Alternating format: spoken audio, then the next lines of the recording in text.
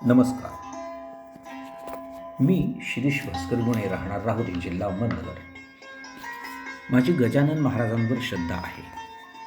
साधुश्रेष्ठ श्री गजानन महाराजांचे अविबद्ध चरित्र श्री दासगणू महाराजांनी 21 अध्यायात श्री गजानन विजय या नावाने रचले आहे. या रचनेतील एक कथा मी तुम्हाला सांगणार आहे. दोष आढळल्यास क्षमा. कथेचे नाव आहे मिळता संतांच्या पादुका, भजतो भोकरे पुंडलिका. मुंडगावचे भोकरे घराणे गजानन महाराजांना देव मानत.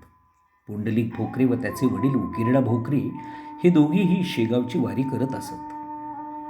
एका वारीत पुंडलिकाला काखेत गाठ आली, अंगात ताप भरला.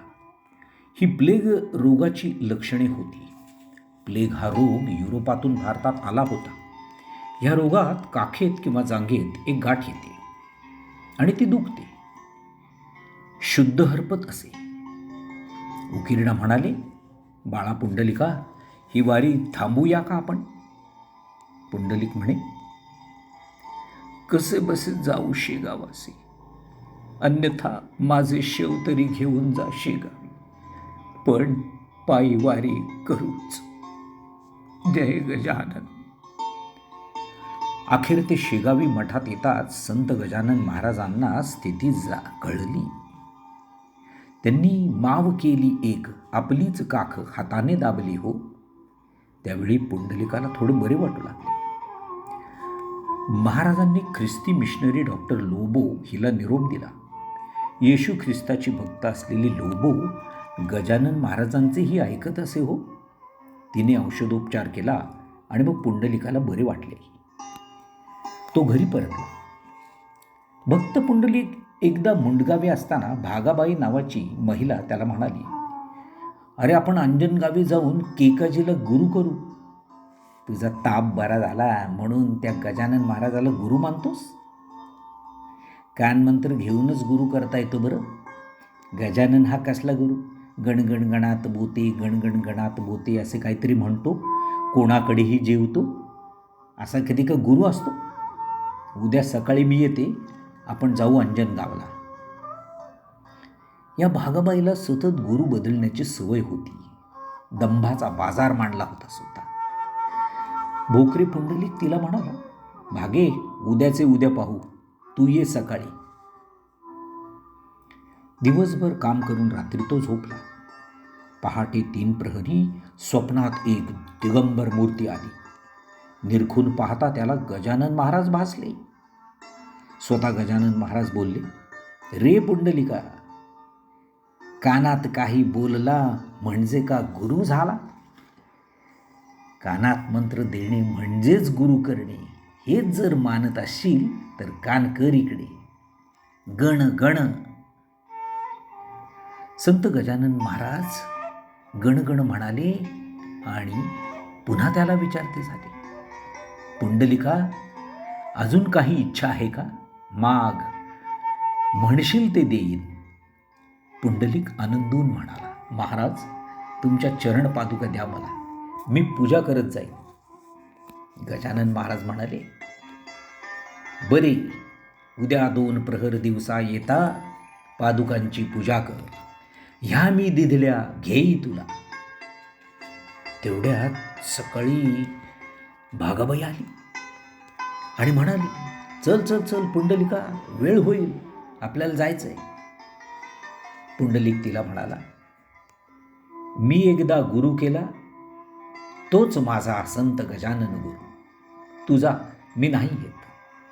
भागाबाई एकटीच पुढे अंजनगावला निघून गेली. पुंडलिक तसाच विचार करत बसला.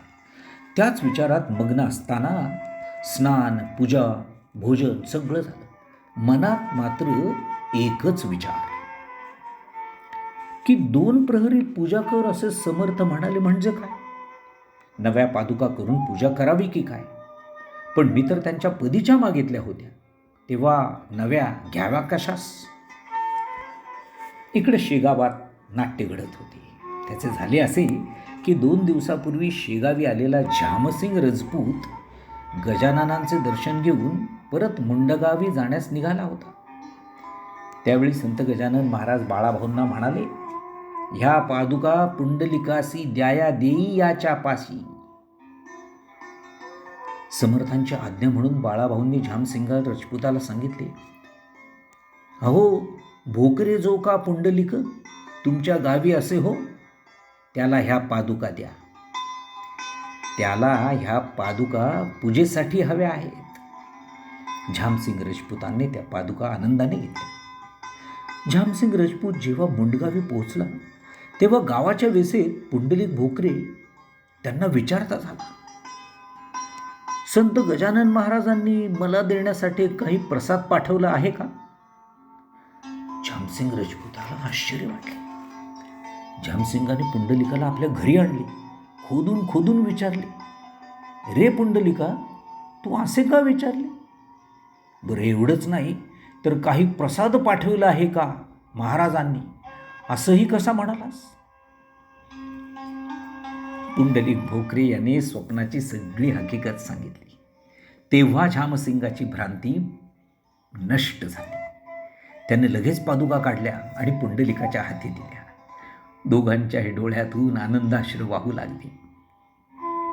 त्या पादुकांची दररोज 2 प्रहरी मुंडगावी पूजा होत असते.